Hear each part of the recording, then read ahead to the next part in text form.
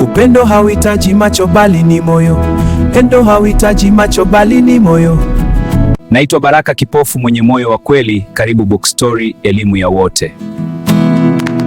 Je, unaweza kumpenda mtu ambaye hujawahi kumwona? Na je, unaweza kumwamini mtu anayekupenda wakati dunia nzima inakucheka?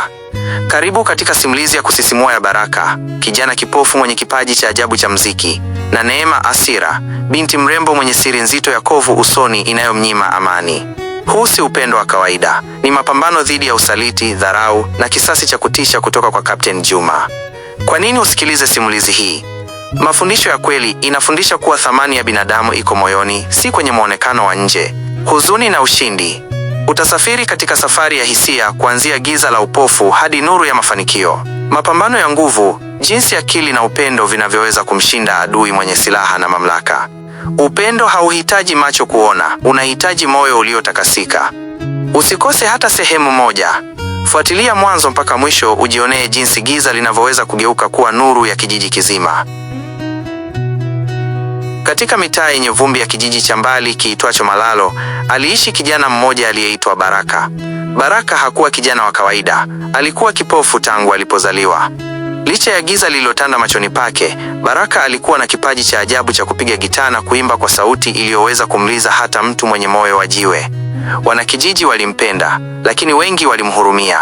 Walimwona kama mtu ambaye hawezi kutoa wala kupokea upendo wa dhati. Lakini moyoni mwake Baraka aliamini kuwa kuona kwa kweli hakuhitaji macho, bali roho.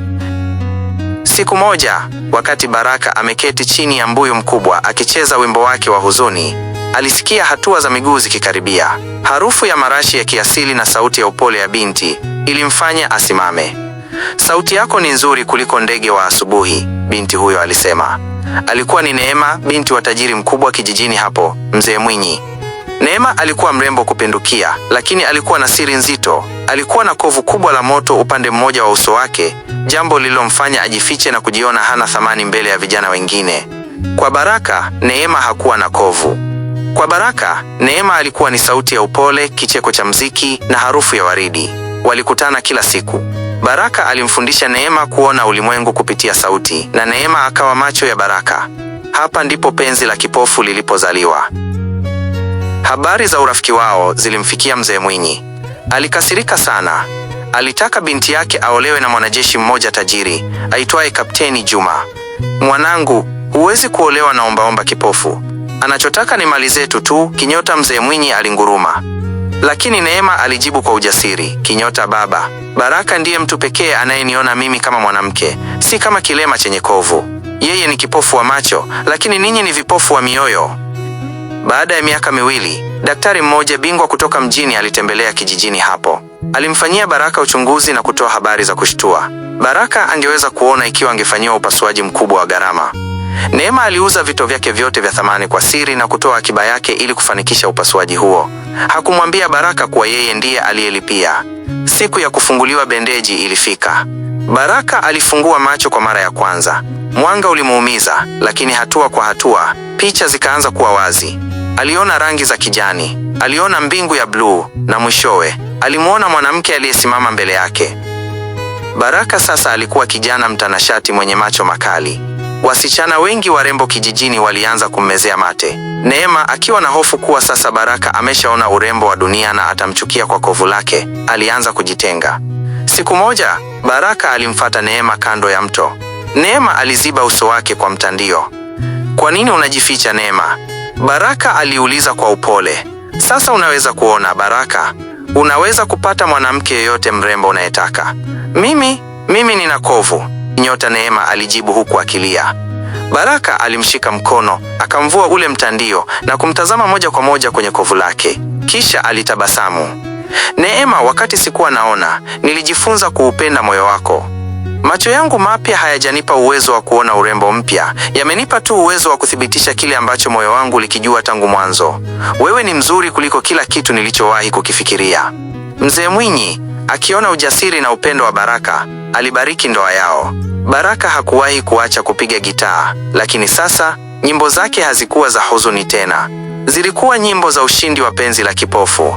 Penzi ambalo halikuhitaji kuona ili kuamini, bali liliamini ili liweze kuona. Baada ya harusi ya kifahari ya Baraka na Neema, kijiji cha Malalo kilijawa na amani. Lakini kilomita chache kutoka hapo, katika kambi ya jeshi, Kapteni Juma alikuwa amekaa gizani, akizungusha kisu chake mezani. Kwake yeye, kukataliwa na Neema na kupendelewa, yule maskini aliyekuwa kipofu, ilikuwa ni tusi kubwa kuliko yote. Hawezi kunidhalilisha hivi, Juma alijisemea huku macho yake yakiwaka hasira. Baraka amepata macho, lakini mimi nitamfanya atamani angeendelea kuwa kipofu milele. Siku moja, wakati Baraka akiwa ametoka mjini kununua vifaa vipya vya muziki, Kapteni Juma na vijana wake walivamia nyumba ya Baraka wakati wa usiku wa manane. Walimkamata Neema na kumpeleka kusikojulikana. Baraka aliporudi na kukuta nyumba iko wazi na vitu vimevunjwa, moyo wake ulipasuka. Alikuta barua ndogo mezani. Kama unataka macho yako yaendelee kuona uzuri wa mkeo, mtoe kafara huyo uliyemchagua. Njoo peke yako katika mapango ya Mlima Shaba. Baraka alijua hawezi kupambana na Kapteni Juma kwa nguvu za silaha. Juma alikuwa na bunduki, mafunzo na askari. Baraka alikuwa na gitaa lake tu na macho ambayo bado hayajazoea mwanga wa usiku sana. Lakini Baraka alikumbuka kitu kimoja. Yeye alizaliwa gizani. Alijua jinsi ya kutumia milango ya fahamu kuliko mtu yeyote mwenye macho. Alichukua gitaa lake, akazima taa zote nyumbani kwake na kuanza kufanya mazoezi ya kutembea kwa hisia kama zamani. Alijua kuwa kwenye mapango ya Mlima Shaba, giza ndilo litakuwa silaha yake kuu. Alipofika kwenye mapango, alimkuta Kapteni Juma amemfunga Neema kwenye mti. Juma alicheka kwa dharau. Karibu shujaa, unaonaje mwanga wa tochi yangu? Unapendeza au sio? Juma alimulika tochi kali machoni mwa Baraka ili kumfanya asione vizuri. Baraka alitulia, akavuta pumzi ndefu. Ghafla, Baraka alirusha jiwe kubwa kwenye taa ya mafuta iliyokuwa pembeni, na pango likatumbukia kwenye giza totoro. Giza gani hili?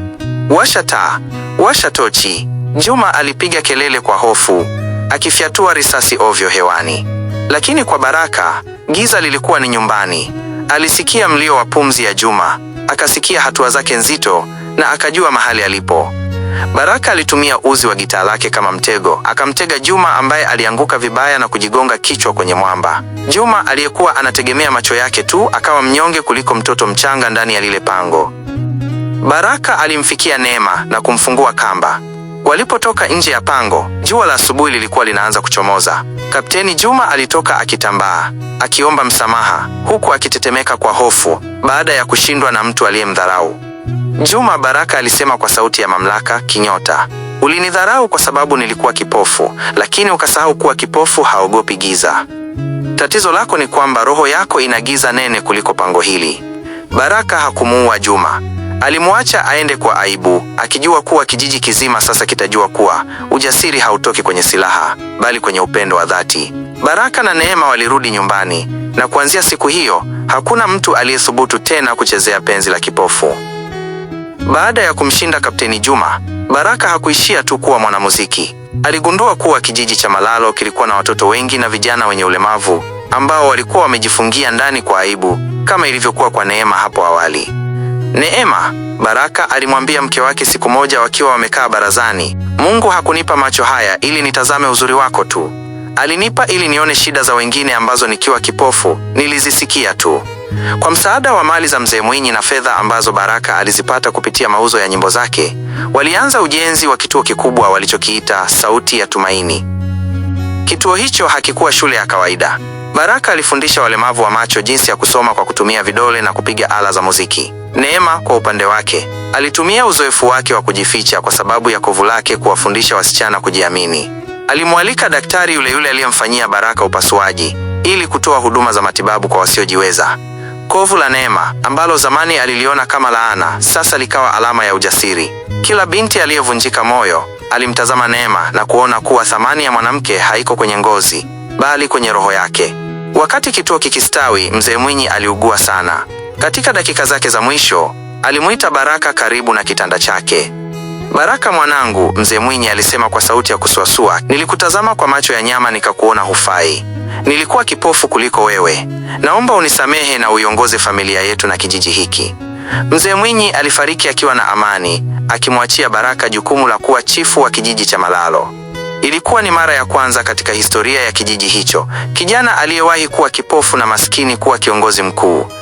Miaka kadhaa baadaye, kijiji cha Malalo kilikuwa kimebadilika. Hakukuwa na ombaomba barabarani. Baraka, akiwa na watoto wake wawili ambao walikuwa na macho yenye nuru kama ya mama yao, alisimama kwenye jukwaa kubwa la sikukuu ya kijiji. Alishika gitaa lake la zamani, lile alilolitumia wakati akikaa chini ya mbuyu. Alipiga wimbo wa polepole na kijiji kizima kikakaa kimya. Upendo hauhitaji macho, aliimba Baraka, sauti yake ikivuma milimani. Maana macho yanaweza kudanganywa na urembo wa nje, lakini moyo hauwezi kudanganywa na dhati ya mtu. Upendo hauhitaji macho bali ni moyo. Upendo hauhitaji macho bali ni moyo. Naitwa Baraka, kipofu mwenye moyo wa kweli. Karibu Book Story, elimu ya wote.